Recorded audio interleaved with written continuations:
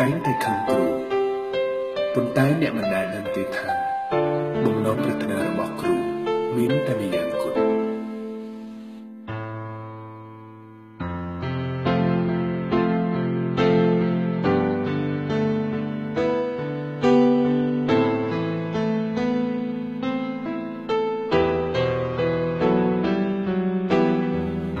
គ្រូមានតួនាទីច្រើនអប់រំមើលថែនិងបារម្ភដូចជាឪពុកម្ដាយ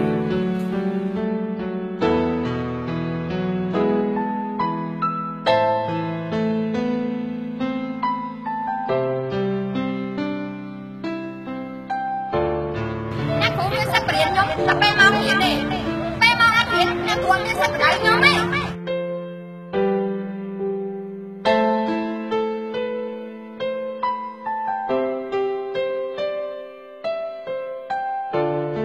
លោកជីស្រីមិនខំបង្រៀនគឺពីណាលេង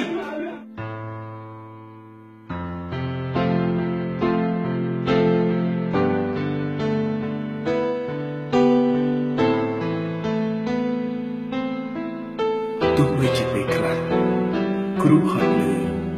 ហត់កាយហត់ទឹកចិត្តក៏គ្រូនៅតែបំពេញតួនាទីរបស់ខ្លួន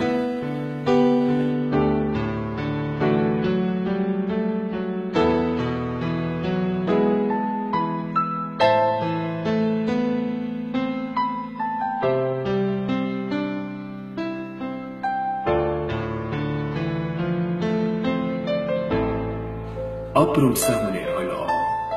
មិនមែនអប់រំត្រឹមតែមួយថ្ងៃទោះបីពេលខ្លះមានបញ្ហាបែបនេះក៏ដោយក៏គ្រូតែងតែនិយាយថាមិនអីទេពីមួយឆ្នាំទៅមួយឆ្នាំសិស្សតែងតែផ្លាស់ប្ដូរប៉ុន្តែគ្រូមិនដែលផ្លាស់ប្ដូរឡើយគ្រូតែញញឹមផ្ដល់កម្លាំងចិត្តផ្ទេរចំណេះវិជ្ជាដល់សិស្សជានិច្ចសាលារៀនជាផ្ទះរបស់គ្រូតែងតែទុកបេះដូងនិងក្តីស្រឡាញ់នៅសាលានេះរហូតទោះបីពេលវេលាផ្លាស់ប្ដូរលឿនយ៉ាងណាក៏ដោយគ្រូនៅតែជាគ្រូ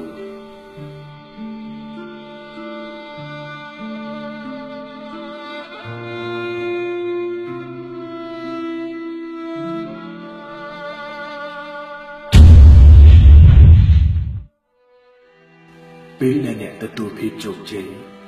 ក្រៅពីឪពុកម្ដាយតើអ្នកធ្លាប់នឹកគិតដល់មនុស្សម្នាក់ដែលធ្លាប់បង្រៀនអ្នកដែរឬទេ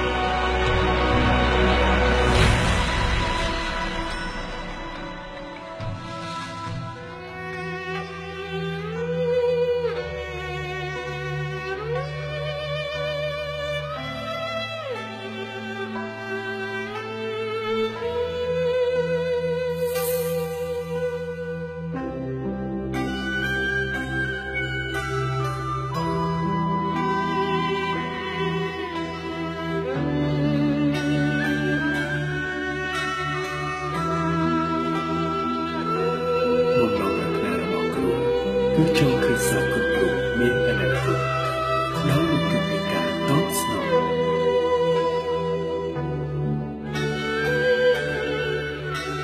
តើអ្នកធ្លាប់